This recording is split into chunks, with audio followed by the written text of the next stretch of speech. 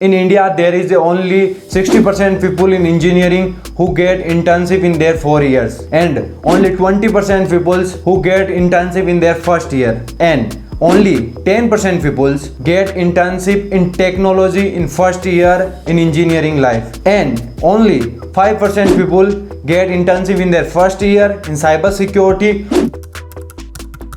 5, 4, 3, 2, 1. And only 2% people who get internship in their first year in tech, in cyber security and paid. Only 2% people get this opportunity. And I'm happy to share with you that I got an internship in my first year in cyber security and paid with a reputed company which called Secure Layer 7. अगर आप मेरे LinkedIn account से connect हैं तो आपने वहाँ पर देखा होगा कि मैंने अप्रोक्सीमेटली एक महीने पहले वहाँ पर अपने करियर से रिलेटेड अपडेट शेयर किया था, जहाँ पे मैंने बताया था कि मैंने सिक्योर लेयर 7 को एज ए इंटर्न ज्वाइन किया है उस कंपनी को। अगर आप वहाँ कनेक्टेड नहीं है तो लिंक्डइन की आपको लिंक डिस्क्रिप्शन में मिल जाएगी, आप वहाँ जाकर मुझसे कनेक्ट हो सकते हैं लिंक्डइन पे। तब मैं वहाँ पर अपनी करियर से रिलेटेड बहुत चीज़ें अपडेट करता रहता हूँ और बहुत इन्फॉर्मेशन चीज़ें भी वहाँ पे शेयर करता हूँ।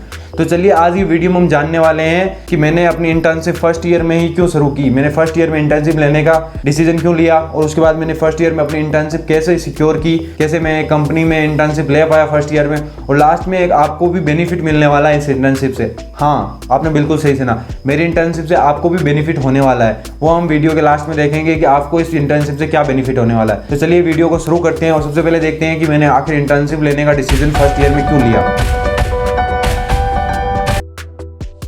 तो ये बात है सेकंड सेम के लास्ट की, यानी फर्स्ट ईयर के एकदम एंड की, जब हमारे फर्स्ट ईयर के जो सेकंड सेम है उसके एग्जाम होने वाले थे। तो हमारी कॉलेज की एक पॉलिसी है कि आपको 75% अटेंडेंस लेना जरूरी है अगर आपको सेमेस्टर एग्जाम में और मिड टर्म्स में बैठना है तो इस पॉलिसी को चेंज करते हुए एक दिन नमन सर हमारे क्लास में आए थे सेकंड सेम की, जब लास्ट क्लासेस चल रही थी एग्जाम से पहले, और उन्होंने इस फ्रेमवर्क को वहाँ इंट्रोड्यूस किया था कि आप चाहें तो आप 75% क्लासेस अटेंडेंस करना आपको जरूरी नहीं, अगर आप कोई प्रोजेक्ट पे काम कर रहे हैं या फिर कोई इंटर्नशिप कर रहे हैं। अब हमारे पास अपॉर्चुनिटी थी कि हम या तो इंटर्नशिप सेलेक्ट कर लें या फिर हम क्या कर लें, या प्रोजेक्ट पे काम कर लें। उन्होंने ये सेकंड ईयर के लिए ऑफर किया था, लेकिन मैंने सोचा क्यों ना इसे फर्स्ट ईयर में ही किया जाए। ये एक मैं बताऊं तो मेरे लिए खुद के लिए अपॉर्चुनिटी थी और मेरे को खुद को चैलेंज करने का तरीका भी था कि हम इंटर्नशिप फर्स्ट ईयर में ले पाए ना पहले, और मैं चाहता था इसे सेकंड ईयर में भी लेता, एग्जाम के बाद भी ले लेता, क्योंकि एग्जाम जस्ट उसके कुछ दिनों बाद ही थे। हमारे एग्जाम जो फर्स्ट सेकंड सेम के एग्जाम थे वो कुछ दिनों बाद ही थे, लेकिन मैंने डिसाइड किया कि हमें फर्स्ट ईयर में लेना है, क्योंकि फर्स्ट ईयर में इंटर्नशिप लेना थोड़ा कूल लगता है, और जो मैंने अभी आपको परसेंटेज दिखाया उनसे तो ये थोड़ा ज़्यादा ही कूल हो गया है। तो मैंने कंपनीज में अप्लाई करना शुरू किया, अलग अलग कंपनीज में मैंने अप्लाई किया। तो सबसे पहला मेरा इंटरव्यू हुआ, एक जयपुर की कंपनी थी, उसमें ऑफलाइन इंटरव्यू हुआ। उस कंपनी से मैंने जाके इंटरव्यू दिया, और इंटरव्यू के लास्ट में सिलेक्शन के टाइम पे मैंने ही उस कंपनी को मना कर दिया उस कंपनी में काम करने के लिए, क्योंकि मुझे लग रहा था कि उस कंपनी में पहली बात तो मेरी ग्रोथ नहीं है, और दूसरी बात मुझे उस कंपनी का थोड़ा वर्क कल्चर भी अच्छा नहीं लगा था। कंपनी का ऑफकोर्स मैं नाम नहीं लूँगा, वो एक अलग मुद्दा हो जाएगा, लेकिन हम कंपनी का नाम नहीं लेंगे। लेकिन उस कंपनी में मुझे काम नहीं करना था, क्योंकि मैंने ये सिर्फ मुझे इंटर्नशिप नहीं लेनी थी, अच्छी इंटर्नशिप लेनी थी एक रेपुटेड कंपनी में, तो मैं उसको रिजेक्ट कर देता हूँ। वहाँ इंटरव्यू राउंड जरूर क्लियर करता हूँ मैं, ताकि मैं देखना चाहता हूँ कि इंटरव्यू में क्या होता है, इंटरव्यू एक्सपीरियंस लेना चाहता था। इसलिए मैंने पहले कंपनी का इंटरव्यू दिया। सेलेक्ट होने के बाद मैंने उनको कहा कि नहीं, मैं आपके यहाँ पे काम नहीं कर सकता, ये मेरी वाइब मैच नहीं कर रही और मैं जहाँ इस कंपनी में काम करना चाहता हूँ वो नहीं है। तो उसके बाद मैंने फिर से अप्लाई करना शुरू किया, और इस बार मेरे पास एक कंपनी का ऑफर आता है, वो है सिक्योर लेयर 7 का। ये सब अप्लाई प्रोसेस कैसे की मैंने, इन सब की हम लास्ट में बात करेंगे, लेकिन अभी के आप ये समझो कि मैंने उसमें कंपनी में अप्लाई कर दिया, तो कंपनी का कॉल आता है मेरे पास सिक्योर लेयर 7 से कि आप इंटरव्यू के लिए सिलेक्ट हो गए हैं। तो अब इंटरव्यू के सिलेक्ट होने के लिए उन्होंने फिर मुझे डेट भी दे दी थी कि आप इंटरव्यू कब लेगा। उस टाइम पे मैं बहुत खुश हुआ था कि फाइनली हम एक इंटरव्यू में एक अच्छी कंपनी में इंटरव्यू सेलेक्ट हो गया। मैंने उस कंपनी के बारे में रिसर्च की कि हाँ मैच करती है नहीं करती है, क्या वहाँ पे वर्क कल्चर होगा, क्या सब होगा, उन सब के बारे में डिसाइड करके फिर उन्होंने हाँ कर दी। मैंने कहा हाँ ठीक है, इंटरव्यू के लिए हम बात कर सकते हैं। तो फिर उनका इंटरव्यू शेड्यूलिंग आती है, वो बहुत खतरनाक होती है मेरे लिए, क्योंकि वो इंटरव्यू शेड्यूल किया जाता है मेरे फिजिक्स के जस्ट एक दिन पहले, और मेरे फिजिक्स के एग्जाम के और बाकी सब एग्जाम जो मेरे मैथ्स के एग्जाम हो रहे थे, जो कि बाकी सबके जो एग्जाम थे उनके और फिजिक्स के एग्जाम के बेस में सिर्फ एक दिन की छुट्टी थी, और फिजिक्स का एग्जाम आप समझ सकते हैं। और उसी फिजिक्स के एग्जाम के दिन हमारा इंटरव्यू होता है 11 बजे। हमारे इंटरव्यू के लिए इंटरव्यूअर कहता है कि आप 11 बजे। तो मैंने सोचा, क्योंकि मुझे इंटर्नशिप फर्स्ट ईयर में चाहिए थी, क्योंकि अभी तक फर्स्ट ईयर मेरा निकला हुआ नहीं था, मुझे चाहिए था कि मैं फर्स्ट ईयर में ही इंटर्नशिप लूँ। सेकंड ईयर में इंटर्नशिप लेने में मुझे थोड़ा मतलब वो फील नहीं आ रहा था, वो क्रेज़ नहीं आ रहा था जो मैंने आपको भी दिखाया। तो मैं चाहता था कि मैं फर्स्ट ईयर में ही इंटर्नशिप लूँ। तो मैंने उनको लिया, हाँ कर दिया कि ठीक है 5 जुलाई को इंटरव्यू देते हैं 11 बजे को। तो मैंने वो इंटरव्यू को फिक्स कर दिया और 5 जुलाई को मैंने इंटरव्यू शेड्यूल कर दिया। देखते हैं कि एग्जाम जो होगा वो देखा जाएगा, लेकिन ये अपॉर्चुनिटी बार बार नहीं आने वाली मैंने कहा। तो मैंने वो सारी चीज़ें थोड़े बहुत दोस्तों के साथ डिस्कशन करने के बाद मैंने फाइनली उस इंटरव्यू को सिलेक्ट कर लिया और इंटरव्यू को 5 तारीख को शेड्यूल करवा दिया। अब हम बात करते हैं कि मेरे इंटरव्यू की प्रिपरेशन कैसी थी और इंटरव्यू में कैसे इंटरव्यू हुआ और सिलेक्शन कैसे हुआ मेरा उसमें। तो सबसे पहले देखिए, इंटरव्यू की ऐसे प्रिपरेशन कहूँ तो मैंने खुद से सही बताऊँ तो मैंने कोई प्रिपरेशन नहीं की थी। जब मैं पहली कंपनी में गया था जहाँ पर मैं जयपुर की कंपनी, उसके लिए मैंने थोड़े क्वेश्चंस देखे थे आसपास से, लेकिन मैंने इतना कुछ नहीं किया और इसके लिए मैंने बिल्कुल प्रिपरेशन नहीं की थी। और जब मैंने इंटरव्यू दिया तो उस टाइम पे भी मुझे ऐसा ही लगा कि मुझे प्रिपरेशन की सच में जरूरत नहीं थी। अगर मुझसे ये इंटरव्यू 6 महीने पहले भी लिया जाता तो भी मैं इसे क्लियर कर लेता। तो प्रिपरेशन की मेरे लिए स्पेशली मैं कहूँ तो मुझे कोई जरूरत नहीं पड़ी उस टाइम पे, लेकिन वो डिपेंड कर सकता है कि आप कितने दिनों से साइबर सिक्योरिटी में और वो सब के लिए। लेकिन मेरे को प्रिपरेशन की स्पेशली कोई ज़रूरत नहीं थी और उस टाइम पे मैं प्रिपरेशन करने की सोच भी नहीं सकता था, क्योंकि मेरे एग्जाम चल रहे थे सेमेस्टर के। और क्योंकि इंजीनियर हैं तो पहले तो हम अपनी साइबर सिक्योरिटी पढ़ते हैं पूरे सेमेस्टर में, तो इस टाइम पे हमें पढ़ना पड़ता है जो कॉलेज का करिकुलम है, क्योंकि बैक वैक नहीं लगनी चाहिए, सबसे बड़ा यही मुद्दा रहता है। तो उसमें कैसे भी करके हमें पेपर भी क्लियर करने थे और इंटरव्यू का कॉल था भी। तो मैंने सोचा अगर इंटरव्यू हम सेलेक्ट करवा लेते हैं, क्या पूछेंगे देख लेंगे। तो मैंने प्रिपरेशन स्पेशली तौर पे कहूँ तो कुछ नहीं की थी, रिकमेंडेड नहीं है। आपका अगर ऐसा कुछ होता है तो प्रिपरेशन कीजिए और अच्छे से कीजिए, क्योंकि कंपनीज एक बार सेलेक्ट करने के बाद बहुत मुश्किल से इंटरव्यू शेड्यूल होते हैं अच्छी कंपनीज में। अब आती है 5 जुलाई, वो डेट जिस दिन इंटरव्यू होना है। थोड़ा सा नर्वस, सुबह उठता हूँ, उठ के थोड़ा वॉक करता हूँ। पढ़ाई फिजिक्स में मन नहीं लग रहा होता है क्योंकि इंटरव्यू है, तो थोड़ी धड़कनें भी तेज हो रखी होती है और कैसे भी करके 11 बजती है जिस टाइम पे मेरा इंटरव्यू शेड्यूल होता है। और 11:01 पर HR का कॉल आता है कि मैं रेडी हूँ या नहीं।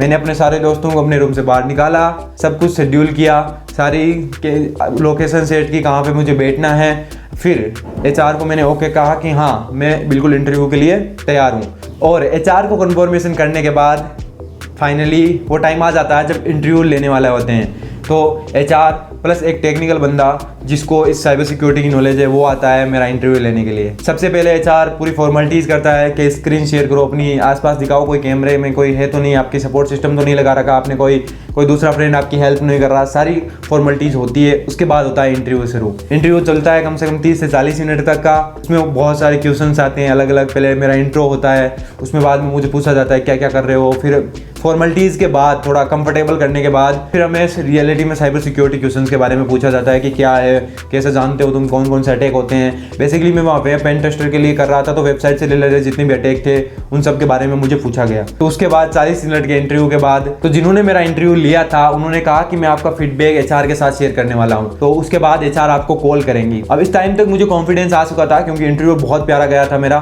तो इस टाइम पे मुझे लग तो रहा था कि हाँ सिलेक्शन हो जाएगा, लेकिन कंपनीज की पॉलिसीज का कुछ पता नहीं होता और अगले दिन फिजिक्स का पेपर भी है। तो अब हम इंटरव्यू के बारे में कुछ नहीं सोच सकते और अब मुझे जाके पढ़ना था। तो मैंने लैपटॉप बंद किया, उस चीज़ को भूला एक बार के लिए कि हो जाएगा तो हो जाएगा, नहीं होगा नहीं होगा, और मैं गया फिजिक्स पढ़ने। अब फिजिक्स को पढ़ा, रात भर जगना भी पड़ा।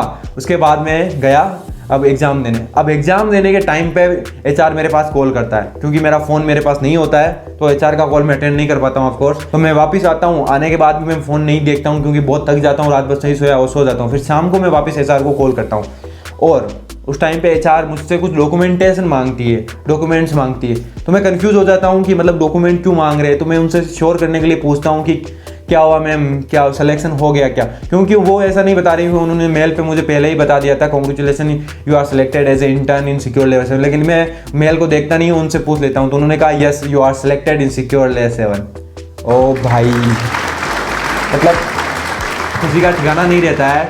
ये 2% में आने का खुद में ही एक अलग, क्या कहूँ मैं आपको, आप उस टाइम की खुशी मैं खुद समझ सकता हूँ। आप भी अगर फील कर पाएंगे, आप भी अगर करेंगे, और मैं डेफिनेटली चाहता हूँ आप लोग भी ये करें। लेकिन उस टाइम पे मेरा मतलब दिमाग में इतनी खुशी थी कि मैं बता नहीं सकता। HR की बात मैं कुछ नहीं सुन रहा था कि डॉक्यूमेंट भेजने के लिए क्या करा, बस ख्याल मेरे जो दिमाग में चल रहा था वो अलग ही था। HR बोल रहा था, मैं हाँ कर रहा था, लेकिन मुझे कुछ नहीं पता था कि HR क्या बोल रहा है। उसके बाद मैंने फिर से HR को पूछा, प्लीज़ मैम क्या कह रहे थे आप, एक बार फिर से रिपीट करेंगे, क्योंकि मेरा थोड़ा ध्यान साइड में चला गया था। फिर HR बताते हैं मुझे क्या क्या डॉक्यूमेंट शेयर करने हैं, और उसके बाद सारे डॉक्यूमेंटेशन शेयर करने के बाद फाइनली मैं कंपनी ज्वाइन करता हूँ secure level 7 as a intern, जो मैंने कि लिंक्डइन पे भी आपके साथ शेयर की थी। तो इस तरह से मेरा प्रिपरेशन होती है, एग्जाम के बीच में सारा होता है, लेकिन फिर भी हैंडल करता है। और ये सब मैं इसीलिए करता हूँ क्योंकि मुझे फर्स्ट ईयर में चाहिए होती है इंटर्नशिप। सबसे बड़ी बात वही होती है मेरे लिए कि मुझे फर्स्ट ईयर में इंटर्नशिप चाहिए। मुझे अपने आप को चैलेंज करना है कि yes I can get it, मैं इस चीज़ को ले सकता हूँ। मुझे खुद को चैलेंज करना था, इसलिए मैंने इस चीज़ की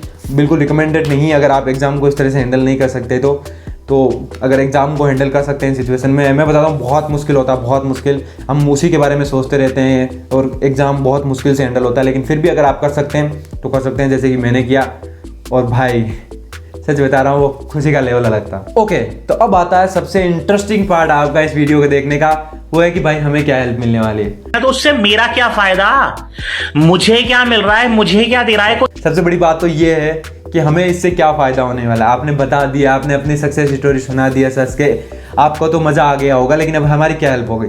श्योरली आपने मेरा इतना साथ दिया, मैंने बहुत चीज़ें यूट्यूब से सीखी है, बहुत चीज़ें आपको सिखाते सिखाते सीखी है चीज़ें, तो आपका बेनिफिट तो इसमें ज़रूर बनता है। तो बेनिफिट ये है कि आने वाले टाइम पर जितने भी मैंने इंटरव्यूज़ दिए हैं, जितने भी मैंने कंपनीज़ में इंटरव्यू तो लेते हैं, उनसे बात की है, कैसे क्वेश्चन पूछते हैं, कैसे इंटरव्यूज़ लेते हैं, कैसे कंपनीज़ में अप्लाई करना चाहिए, क्या क्या इंटरव्यू देते टाइम पे किस चीज़ों का ध्यान रखना चाहिए। अगर आपको कोई क्वेश्चन नहीं आ रहा तो उसे कैसे बताया जाए कि मुझे नहीं आ रहा है, उसका क्या वे होता है, कैसे आपको एक रिज्यूमे बनाया जाता है। जो मैंने रिज्यूमे सेलेक्ट हुआ था मेरा, वो कैसे बनाया जाता है, अपने रिज्यूमे को दिखाते हैं A to Z। जितनी भी इंफॉर्मेशन मैंने इस इंटर्नशिप से गेन की है, वहाँ पे काम करके गेन की है, वो सब मैं आपके साथ शेयर करने वाला हूँ। कैसे आप इंटर्नशिप में डिसीजन ले सकते हैं, क्या आपका इंटर्नशिप फर्स्ट ईयर में लेना एक अच्छा डिसीजन होता है, उन सब के बारे में हम बात करने वाले हैं। So stay updated with this channel, और आपको बहुत सारा कंटेंट, यहाँ पर बहुत प्यारा प्यारा कंटेंट मिलने वाला है। अगर मुझे किसी चीज़ का फायदा हुआ है तो 100% आपको भी होगा। मैं जो लाइफ में होता है आपके साथ भी शेयर करता हूँ, और इसीलिए मैं इन चीज़ों को भी आपके साथ शेयर करते हुए मुझे बहुत खुशी होगी।